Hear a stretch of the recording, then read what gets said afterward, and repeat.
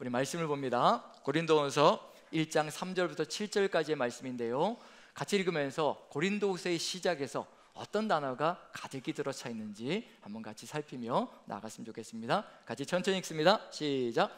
찬송하리로다. 그는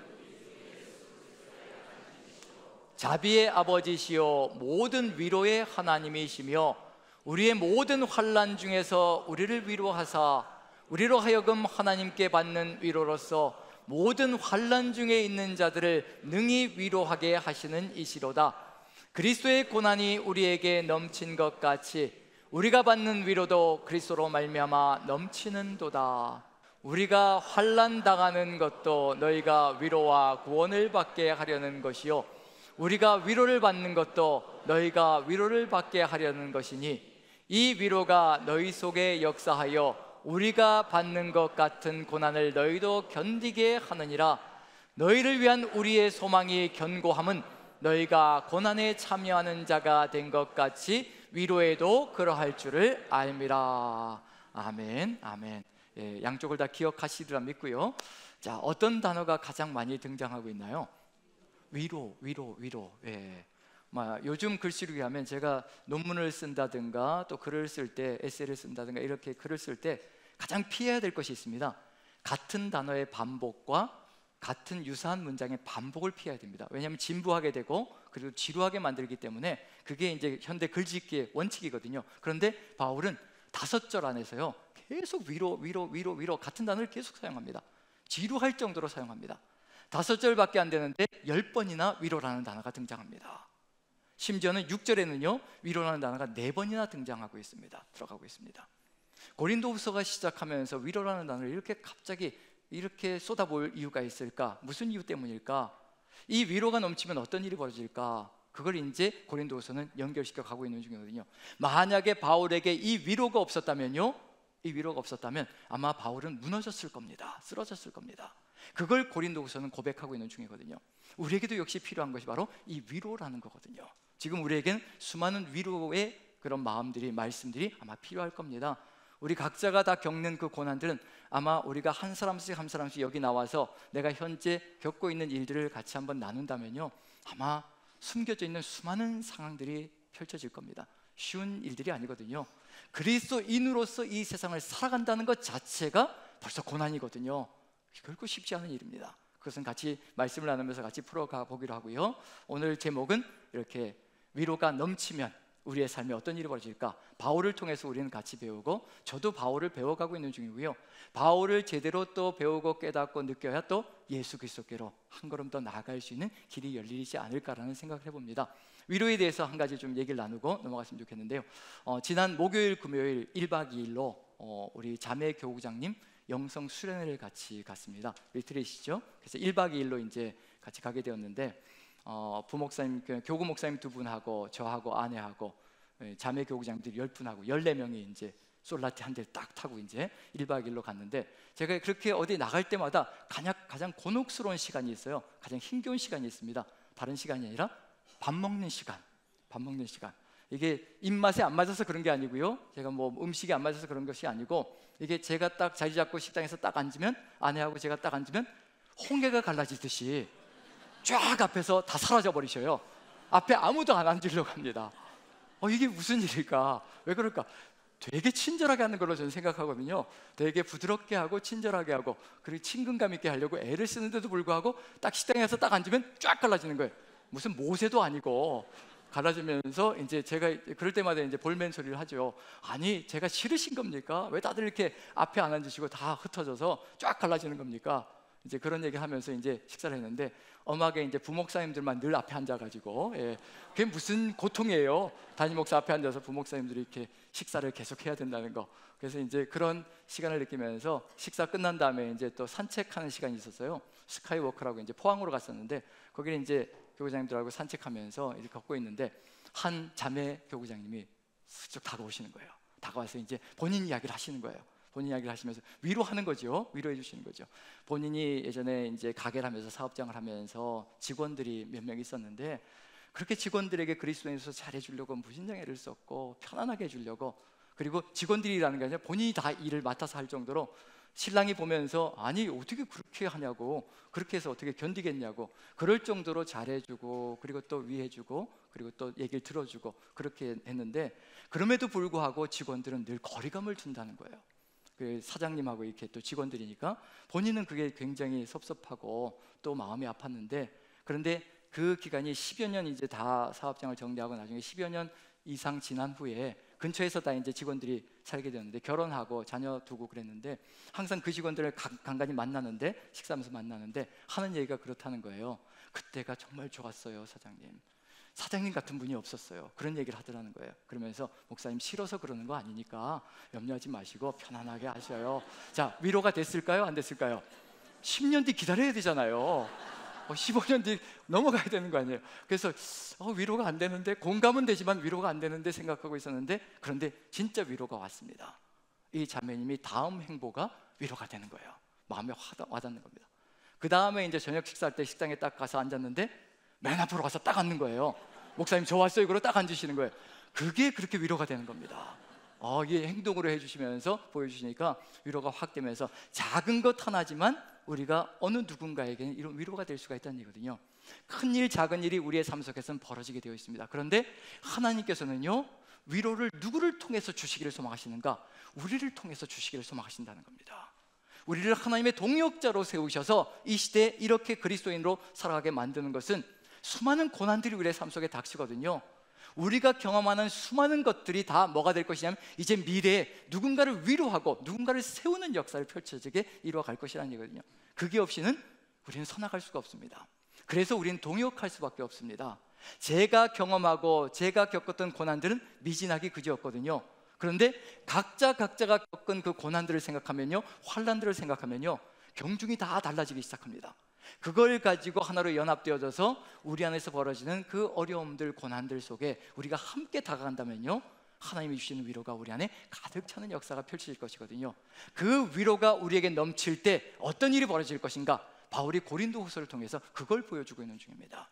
바울의 감정이 그 안에 들어가 있거든요. 고린도후서 속에서 왜 고린도후서를 바울이 기록할 수밖에 없었을까? 전서를 보냈는데 전서로 끝나야 되잖아요. 근데 고린도후서가 연결되어집니다. 그러면 해결이 되었다는 얘기인가요? 해결이 되지 않았다는 얘기인가요? 바울이 고린도전서를 쓸 때 그리스도의 날에 너희 모두가 정말 책망할 것이 없는 자로 끝까지 견고하게 서기를 간절히 소망한다는 그 소망을 가지고 고린도전서를 기록해서 고린도 성도들에게 보냈거든요. 간곡하게. 그리고 또 그 안에 고린도 교회에 펼쳐지는 수많은 문제들이 있잖아요. 그 문제들에서 답을 달아가지고 이렇게 하라. 그 답의 최종적인 것은 사랑이지요. 사랑. 정말 예수 그리스도의 그 사랑으로 하나 되어서 나간다면 이 모든 어려움들을 하나로 해결해 나갈 수 있을 것이라 간곡하게 고린도전서를 기록해서 이제 보내는 겁니다. 누구의 손에 들려서 보내냐면 디모데의 손에 들려서 고린도 교회에 보냈습니다. 그런데 이게 문제가 더 크게 발생되어졌습니다. 고린도 교회 안에 강성 바울 반대파들이 있었거든요. 바울에 대해서 반대하면서 강하게, 그리고 또 어필하면서 다른 성도를 이끌어가는 사람들이 있었습니다. 디모데가 갔을 때 완전히 산산조각나고 깨지고 돌아온 겁니다. 우린 절대로 그 말대로 따라갈 수가 없다. 그 말을 이루어갈 수 없다. 바울이 뭔데 우리에게 이렇게 하라 마라 이렇게 얘기하느냐? 우리를 왜 이렇게 좌지우지하려고 하느냐? 그런 이야기들을 들으면서 디모데가 완전히 산산조각 나가지고 돌아왔습니다. 그리고 바울에게 얘기하는 거죠. 이렇게 되었습니다. 정말 반대파들이 강력하게 교회를 선동해서 이렇게 무리가 되고 이렇게, 그리고 멸시와 천대를 받으면서 이렇게 돌아올 수밖에 없었습니다. 바울이 마음이 아픈 거지요. 정말 쓰라린 상처가 가슴속에 새겨지는 거죠. 정말 최선을 다해서 했는데, 최선을 다해서 붙들려고 애를 썼는데 이렇게밖에 안 되는 건가? 바울이 마음에 상심이 되기 시작하는 겁니다. 그래서 한 게 뭐냐면 이제 직접 방문을 한 거예요. 상황을 조금 더 두고 봤으면 어땠을까라는 생각이 드는데, 그 근심과 아픔을 안고 상처를 안고 이제 어떻게든지 해결하려고, 그리고 또 어떻게든지 또 그 사람들을 또 야단을 쳐가면서라도 좀 세워가려고 이제 방문을 한 겁니다. 그런데 어떻게 됐을까요? 거기서도 역시 마찬가지로 바울이 쫓겨나다시피 쫓겨났습니다. 해결된 것은 전혀 없고 조롱과 멸시를 당하며, 그리고는 쫓겨난 거죠. 아무것도 해결된 것이 없습니다. 그리고 나서 바울이 고린도후서 2장에서 이렇게 고백하고 있습니다. 이제 다시는 그와 같은 상태로 너에게 나가지 않을 것이라 고백을 하는데요, 한번 2장을 읽어보죠. 2장 1절 같이 한번 읽어봅니다. 같이 시작. 내가 다시는 너에게 근심 중에 나아가지 아니하기로 스스로 결심하였노니. 마음의 근심이라는 단어가 휘퍼라는 단어인데요, 이 단어가 슬픔, 아픔, 고통, 상처 이런 뜻으로도 해석이 되어집니다. 내가 상처를 안고 아픔을 안고 너희들에겐 더 이상 나가지 않을 것이라. 왜냐하면 그 아픔을 안고 상처를 안고 고린도 교회로 가서 어떻게든지 해결하려고 했는데 오히려 그 역효과를 일으키고 더 반대가 거세지고 그런 일들이 벌어졌거든요. 그래서 돌아온 다음에 쓰라린 마음을 안고 돌아온 다음에 이제 이렇게 얘기하는 겁니다.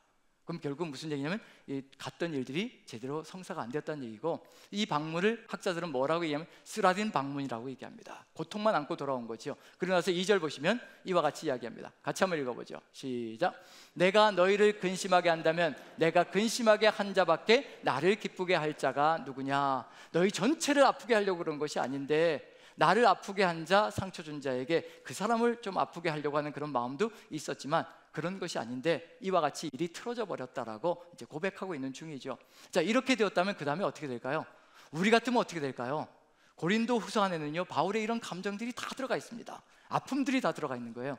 이걸 어떻게 해결해야 될 것인가, 그런 고뇌들이 다 들어가 있고요. 자, 우리 같으면 이렇게 멸시와 천대를 당하고 조롱을 당하면서 쫓겨나다시피 했다면, 창립한 사람인데 하나님의 뜻을 받들어서 고린도 교회를 세우고 그리고 창립해서 그 성도 한 명 한 명을 바울이 1년 6개월 동안 최선을 다해서 세워놓은 사람들인데, 그런데 이런 일을 겪었거든요. 그러면 이제 우리 같으면 어떨까요? 시합부라 그럴까요? 아니면 그래도 끝까지 붙들고 갈까요? 어떨까요? 우리 경상도 시 있잖아요. 시합부라, 니들밖에 없냐?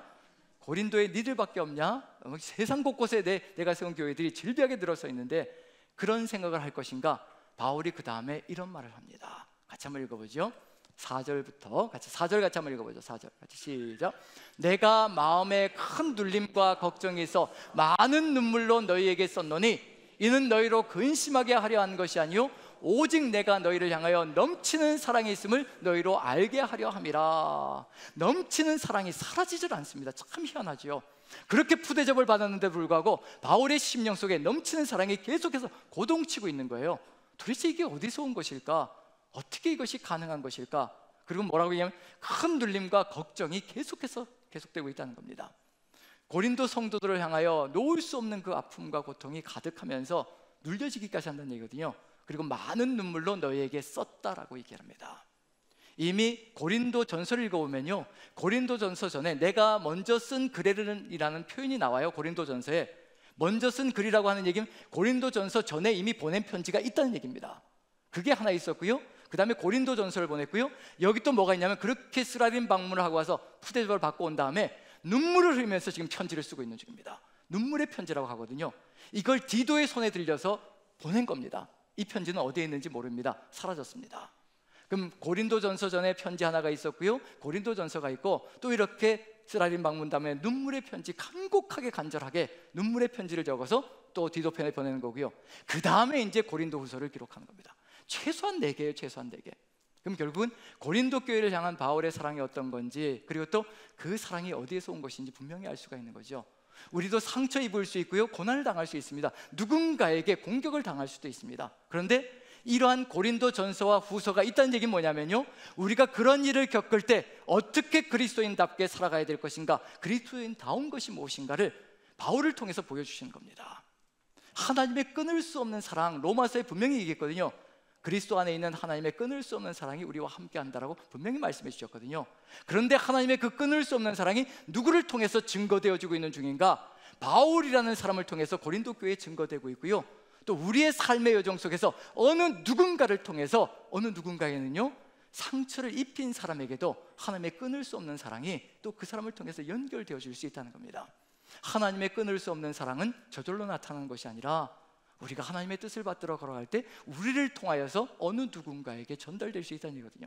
바울이 이와 같이 고린도 교회를 향하여 간절한 소망을 가지고 넘치는 사랑을 가지고 눈물의 편지를 기록해서 이제는 디도의 손에 들려서 보내는 겁니다. 결과가 어떻게 됐을까요? 그게 고린도후서 7장까지 나와 있는 내용이거든요. 결과가 어떻게 되었을까요? 한번 읽어보면 알 수가 있는데요, 이제 디도의 편에 보냈는데 이제 마음이 조급하잖아요. 초조하잖아요. 에베소 지역에 있었는데 초조해서 기다릴 수가 없네요. 디도가 또 더디 오는 거예요. 더디 오니까 어떻게 되었을까? 이게 성사가 되었을까? 아니면 또 더 큰 문제가 되었을까? 조급하고 초조한 심정이 고린도후서 안에 가득히 들어차 있습니다. 그래서 거기서 기다릴 수가 없어가지고 드로아로 갔는데, 드로아에 갔더니 복음의 문이 활짝 열리는 거예요. 근데 심령이 편치 않아가지고 복음의 문이 열리는 데도 그걸 포기하고 마게도냐로 가는 겁니다. 누구를 만나러 가냐면 디도를 만나러 가는 거예요. 하루라도 빨리 만나서 고린도 교회가 어떻게 해결이 되어졌는지 그걸 간절히 듣고 싶은 마음입니다. 그래서 고린도후서를 읽다 보면요, 바울의 초조하고 조급하고 그 마음속에 심령이 들볶이는 그 심령이 그대로 느껴집니다. 그래서 바울의 모든 심령들을 제대로 이해하기를 원한다면 고린도후서를 읽으라고 하는 거죠. 그래서 그렇게 들볶이는 심령을 가지고 마게도냐에 도착했는데 디도를 만난 겁니다. 근데 디도가 반가운 소식을 가져온 겁니다. 고린도 성도들이 그 눈물의 편지를 받고 회개하고 다시 돌아서서 예수님께로 돌아오는 역사가 있었습니다. 물론 강성 반대파는 아직도 남아있거든요. 그런데 대부분의 성도들이 이렇게 돌아와서 하나님의 뜻을 받들고 다시 또 회복이 되어졌습니다. 그 소식이 바울에게 전해지자 이제 바울이 7장 14절 16절에서요 디도에게 또 이렇게 얘기하는 것을 얘기합니다. 이미 디도의 손에 눈물의 편지를 쥐어서 보낼 때요, 고린도 성도들을 향한 어떤 마음이 있었는지를 디도에게 얘기한 게 거기에 적혀 있습니다. 내가 디도에게 여러분들에 대해서 이렇게 얘기했는데 그게 이루어져서 너무도 감사하다. 내가 신뢰했던 것들이 무너지지 않아서 너무 감사하다. 버리지 않았다는 얘기입니다. 그래서 14절 16절을 보시면요, 7장에 보시면요, 바울의 마음이 어땠는지, 자기에게 푸대접하고 조롱하고 쫓아내기까지 한 그 사람들을 향하여 어떤 마음이었는지 그게 분명히 드러납니다. 14절 같이 한번 읽어보죠. 7장 14절 같이 시작. 내가 그에게 너희를 위하여 자랑한 것이 있더라도 부끄럽지 아니하니 우리가 너희에게 이른 말이 다 참된 것 같이 디도 앞에서 우리가 자랑한 것도 참되게 되었도다. 디도에게 눈물의 편지를 지어서 보낼 때요, 고린도 성도들을 자랑했다는 겁니다. 고린도 성도들은 그런 사람들 아니다. 뭔가 잘못되었기 때문에 이렇게 된 것이지 그 사람들이 그런 사람이 아니다. 그리고 고린도 성도들이 잘했던 것, 이런 것들을 막 디도에게 자랑한 겁니다. 디도가 다른 생각을 갖지 못하도록 고린도 성도들을 향하여 극찬을 하면서 디도의 손에 들려서 보낸 겁니다. 그리고 나서 그게 참되게 되었다라고 너무 감사하는 거거든요. 자랑한 것이 정말 거짓이 아니라 디도 앞에서 그것이 증명이 되었다는 것이 너무도 감사한 겁니다. 그리고 16절 보시면요, 같이 읽어봅니다. 시작. 내가 범사에 너희를 신뢰하게 된 것을 기뻐하노라. 끝까지 신뢰할 수 있는 관계가 되어서 너무도 감사하다. 끝까지 견딜 수 있어서 너무도 감사하다. 그리고 신뢰하는 관계를 버리지 않을 수 있어서 너무도 감사하다는 이 말을 이 고린도후서에 기록해서 이제 또 보내는 겁니다. 바울의 심령 속에, 우리의 삶의 여정 속에요, 어렵고 힘겨운 상황들이 펼쳐질 수가 있습니다. 그 어렵고 힘겨운 상황들은 어떤 특정한 사건과 상황에 의해서 펼쳐질 수도 있지만 대부분들은 사람에 의해서 우리에게 다가올 때가 많거든요. 상처를 입을 때가 참 많습니다. 그러할 때 우리가 어떤 태도를 취해야 될 것인가? 바울의 넘치는 사랑이 사라지지 않았고요, 신뢰가 사라지지 않았고요, 그 성도들을 향한 자랑이 사라지지 않았습니다. 도대체 이게 어디에서 가능한 것인가? 어떻게 이것이 가능한 것인가? 한 사람이 나에게 지적질하고 상처를 주어도 마음속에 고통으로 끌어안고 그 사람을 보고 싶은 마음이 들지 않는 것이 우리의 심령인데, 그런데도 불구하고 바울은 그것을 다 극복하고 이와 같이 끝까지 붙들고 늘어지는 그런 삶이 되거든요. 이 속에 끊을 수 없는 사랑이 그대로 들어가 있습니다. 이것이 어떻게 가능하게 되었을까? 그게 바로 고린도후서 1장에 들어가 있는 내용입니다. 바울 안에 이게 넘쳤기 때문에 그렇습니다. 이게 넘치니까 성도들을 바라보는 눈이 다르고요, 그 사랑을 잃지 않고 끝까지 넘치는 사랑으로 지켜갈 수 있거든요. 그게 바로 하나님께서 오늘 우리에게도 주시기를 간절히 소망하시는 것이라는 거, 오늘 읽었던 본문으로 다시 한 번 더 돌아가 봅니다. 자, 1장 3절부터 봅니다. 3절 같이 한번 읽어보죠. 어디로부터 오는 것인가? 왜 위로라는 단어가 이렇게 가득히 들어차 있을까? 이미 바울은 하나님께 받는 것이 있다는 겁니다. 끊임없이 받는 것이 있는 거예요. 그게 있으니까 사람들이 상처를 주어도, 고통을 주어도, 아픔을 주어도, 조롱하여도, 멸시하고 쫓아버려도 무너지지 않는 길을 걸어갑니다. 3절 같이 한번 읽어보죠. 3절 같이 시작. 찬송하리로다. 그는 우리 주 예수 그리스도의 하나님이시요 자비의 아버지시요 모든 위로의 하나님이시며, 마지막에 뭐라고 되어 있나요? 모든 위로의 하나님이시라는 것을 바울은 늘 체험하고 있는 중입니다. 어떤 상황이든지 어떤 여건이든지 하나님께서는 모든 것을 다 하시고 위로하시며 세워주시고 가슴 가득히 그 사랑을 잃지 않게 만들어 가신다는 것을 깨닫게 만들어 주시는 겁니다. 누구의 위로가 있었다는 얘기인가요? 하나님의 위로가 바울 안에 가득히 들어차 있습니다. 작고 크든지 상관없이요, 모든 위로의 하나님께서 모든 상황 속에서 위로해 주시고 세워주시고 역사해 주심으로 말미암아 그 속에 하나님을 향한 사랑이 멈춰지지 않고 사람들을 향한 사랑이 끝나지 않는 삶이 되어지고 있다는 것을 그대로 보여주고 있는 중입니다. 우리에게 필요한 것이 무엇일까요? 바로 이 하나님의 위로거든요. 이 하나님의 위로가 사람들을 통해서 오든지 말씀을 통해서 오든지 어떤 상황이든지 그 위로가 가득히 들어차면 다른 세상을 만들어갈 수 있다는 거, 바로 요셉의 이야기를 한번 살펴본다면요, 요셉의 이야기 속에 삶이 엉망진창이 됐잖아요. 형제들이 팔아치움으로 말미암아 삶이 완전히 무너져 버렸습니다. 그런데 애굽의 종으로 팔려갔을 때 가장 먼저 나오는 말이 뭘까요? 애굽의 보디발이 요셉을 샀다. 그 다음에 나오는 건 무슨 단어일까요? 하나님께서 그와 함께 하심에 그가 형통하게 되었다라는 그것이 가장 먼저 출발합니다. 하나님께서 함께 하셨다는 것이 가장 먼저 등장하거든요. 어떤 상황과 여건 속에서 하나님이 함께 하신다는 건 얘기는 무슨 얘기냐면요, 요셉이 잘못해서 간 것이 아니라 하나님의 계획이 있다는 것을 의미하는 겁니다. 하나님께서 이끌어 가시는 길이 있거든요. 그 하나님께서 계획하신 것을 만날 때, 하나님의 뜻을 만날 때 온전히 달라지는 역사를 이루어갈 수 있습니다. 우리가 삶의 정황 속에서 어렵고 힘겨운 일들을 만날 때가 있거든요. 그런데 그 어렵고 힘겨운 일이 어느 순간에 하나님의 뜻과 만나게 될 때 나도 살고 다른 사람도 살려내는 역사를 펼쳐가는 도구가 됩니다. 환난이 끝이 아니라, 고난이 끝이 아니라 그것이 위로가 되어서 다른 것을 만들어가는 역사가 펼쳐지거든요. 요셉이 종이 되었다가 그 다음에 또 누명을 쓰고 감옥에 갇히게 되죠. 감옥에 갇혔을 때도 또 뭐가 먼저 나올까요? 하나님께서 그와 함께 하심에 간수장에게 은혜를 입게 되었더라, 그런 표현이 나타나거든요. 하나님께서 함께 하신다는 겁니다. 그게 가장 큰 위로거든요. 하나님께서 함께 하시면 종살이가 끝나야 되고 감옥살이가 끝나야 된다고 하는 것이 우리의 생각이거든요. 근데 그렇지 않습니다. 하나님께서 하시고자 하시는 일이 있거든요.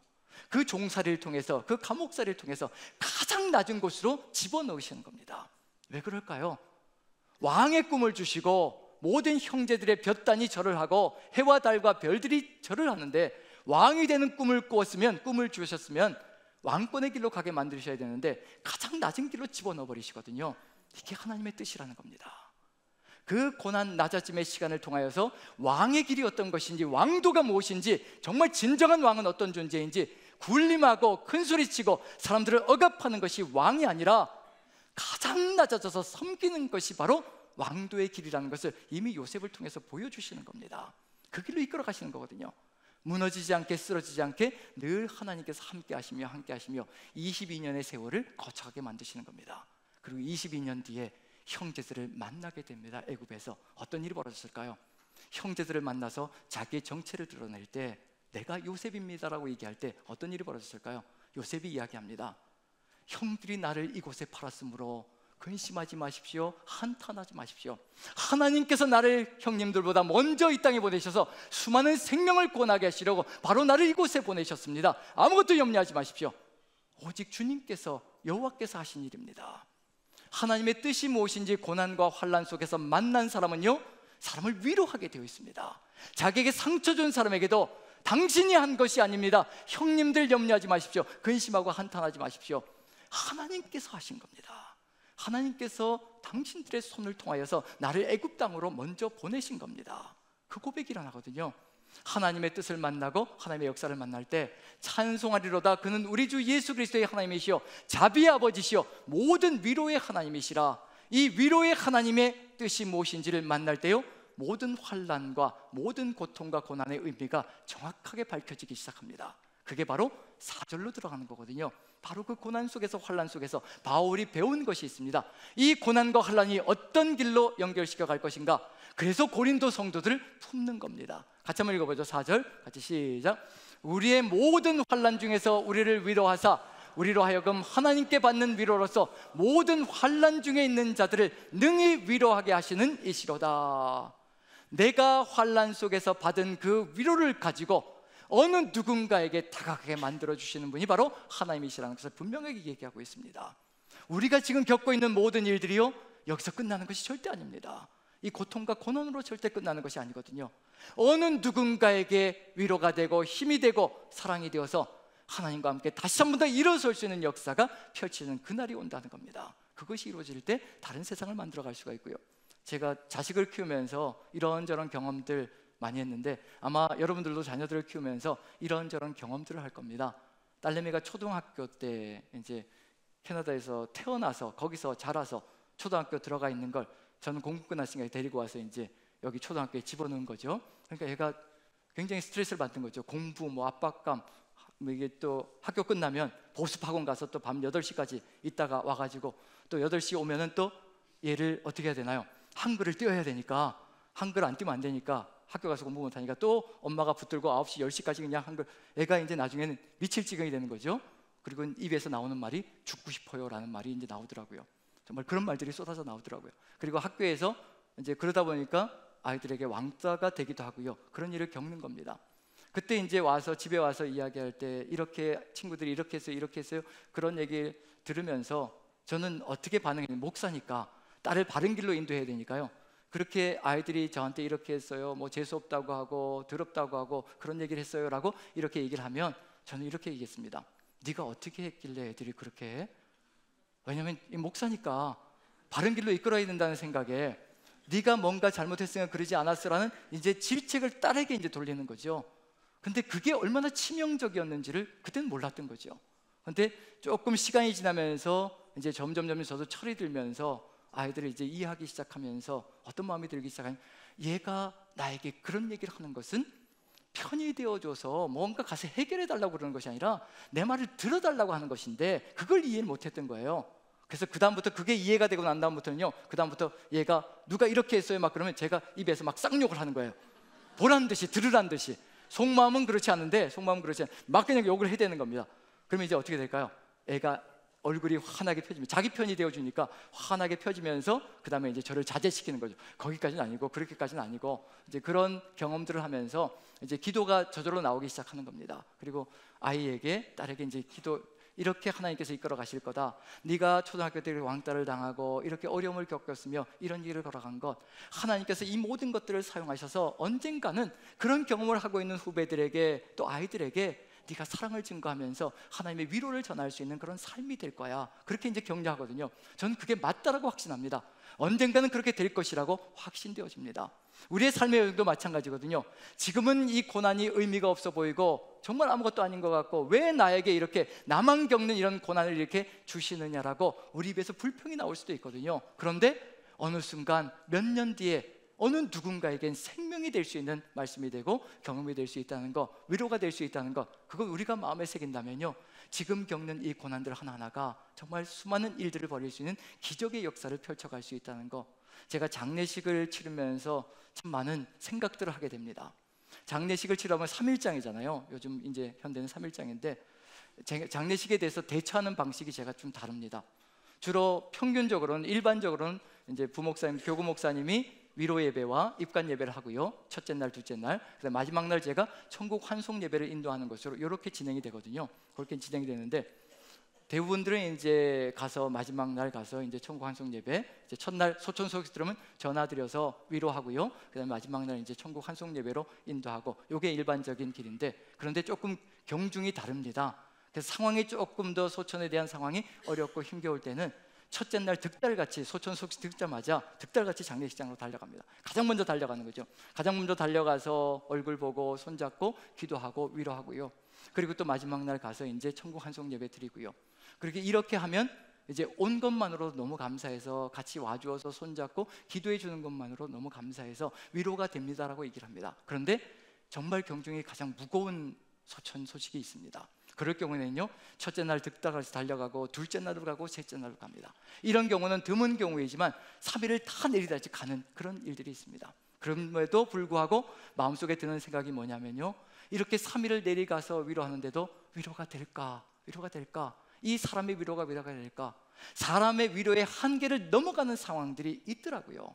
정말 생각지도 못했던 죽음 앞에서 고통 가운데, 좌절 가운데 거하는 그런 상황들이 있더라고요. 그 모든 상황들에 다 우리 하나님께서 모든 위로의 하나님이 함께 하셔서 이끌어 가시며, 그리고 또 그런 경험들을 하신 분들이 또 위로자가 되어서 그분들을 위로하면서 가는 것을 보면서, 우리가 겪은 경험들 하나하나는 절대로 버릴 것이 없다는 것, 우리의 고난의 경험들은요 모두가 누군가를 살리는 것으로 연결되어 있습니다. 바울이 그것을 깨달았고 하나님의 가득한 위로가 바울 속에 가득히 들어차 있으니 그 다음에 흘러가는 것이 있지요. 고린도 교회로 흘러가는 것이 있습니다.